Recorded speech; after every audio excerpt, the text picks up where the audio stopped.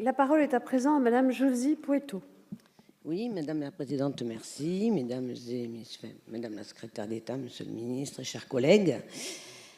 Monsieur le Ministre d'État, la semaine dernière, 38 migrants, soutenus par des associations et représentés par 5 avocats, ont déposé plainte auprès du procureur de Pau, dans les Pyrénées-Atlantiques.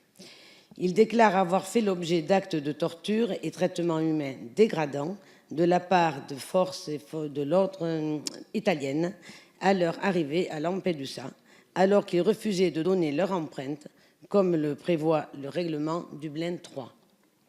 S'il est nécessaire que les migrants arrivant sur le territoire européen se soumettent à la réglementation en vigueur et respectent la procédure prévue, il est néanmoins indispensable que ces personnes bénéficient d'un traitement décent et respectueux de leur intégrité. Les témoignages des migrants qui ont saisi la justice de notre pays sont, quoi qu'il en soit, troublants. À Pau, d'ailleurs, les Dublinés refusent leur transfert en Italie et souhaitent que leur demande d'asile soit examinée en France. Nous savons que les autorités italiennes font face à une situation très compliquée, mais rien ne justifie pareille coercition si les abus sont confirmés. Monsieur le ministre, avez-vous connaissance de situations similaires et comment s'assurer que ces personnes soient traitées de manière digne et respectueuse des droits fondamentaux? Je vous remercie. Merci Madame la députée. Monsieur le ministre, vous avez la parole.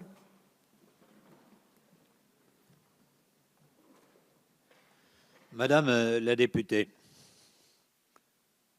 on peut sans doute dire que tout n'a pas été parfait dans le système d'accueil italien. Il faisait face, évidemment, à une immigration extrêmement nombreuse. Et donc, ils étaient dans de grandes difficultés. Mais dire que nos amis italiens ont commis des actes de barbarie, puisque la justice a été saisie, je la laisserai statuer.